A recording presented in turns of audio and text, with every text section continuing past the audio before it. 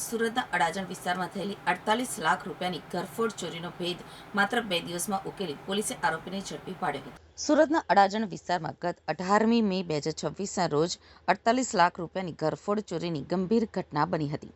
આ ઘટનાની જાણ થતાં સુરત શહેર પોલીસ હરકતમાં આવી ગઈ હતી અને તપાસના ચક્રો ગતિમાન કરવામાં આવ્યા હતા.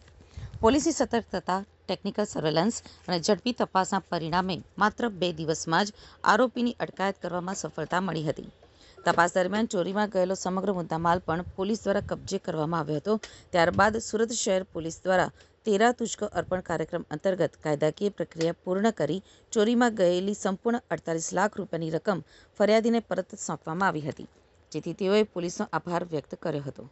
ખૂબ જ મહેનત કરી અને જે હું વિચારતો હતો કે આટલા સમયમાં મારું રિકવર થશે, એની જગ્યાએ બહુ હું ન માની શકું એવા સમયમાં આ લોકોએ કેસ સોલ્વ કરી આવ્યો.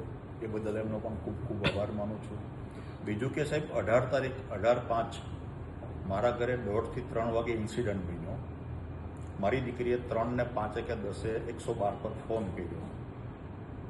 ફોનમાંથી સીધો 112માંથી એવું કહેવામાં આવ્યું કે તમારો ફોન કન્ટિન્યુ ચાલુ રાખજો, અમે 5 મિનિટમાં ત્યાં પહોંચીએ છીએ. અને સાહેબ 5 મિનિટમાં PCR વાન ત્યાં આવી ગઈ.